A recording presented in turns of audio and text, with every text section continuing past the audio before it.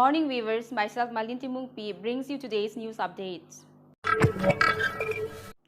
Red Bull FC defeated Danarong FC 6-5 on tiebreaker to lift the first lead Harsing Rongpi Memorial Football Tournament at Matikula Playground in Danarong on Friday.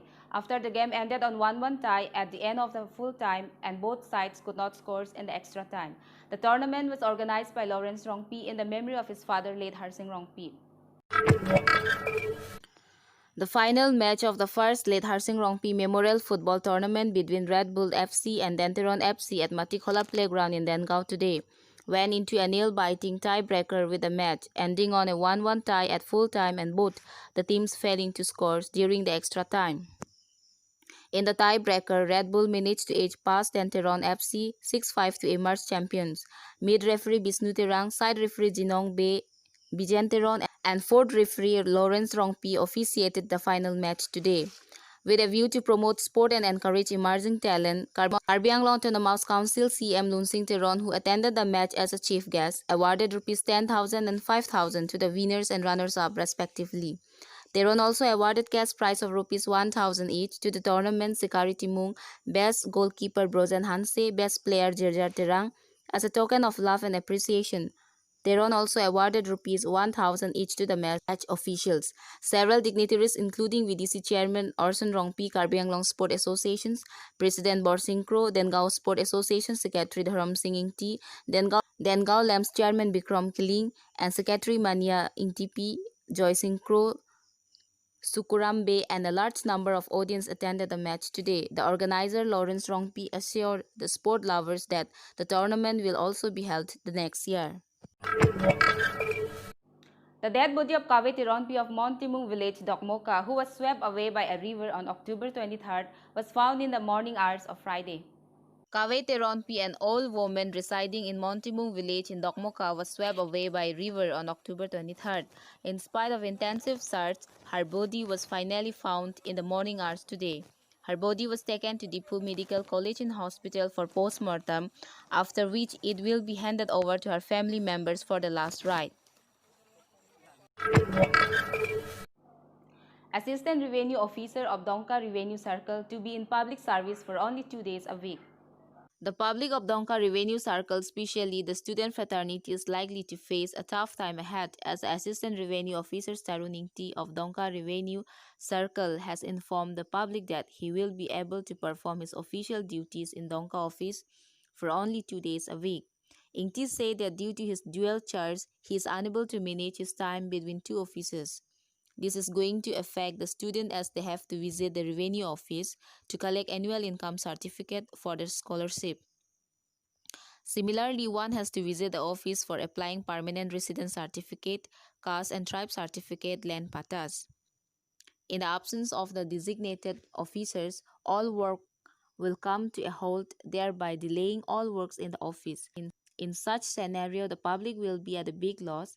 The Karbi Anglong Autonomous Council authorities should take up this matter urgently and make the necessary arrangement for the smooth functioning of the Bocazan police on Wednesday chased down and arrested one bike lifter, which subsequently led to the arrest of his accomplices and recovery of other stolen bikes on Friday. Sub-Inspector Thadoy Sinha of Bocazan Police Station and his team chased down a bike lifter and arrested him at Bocazan today.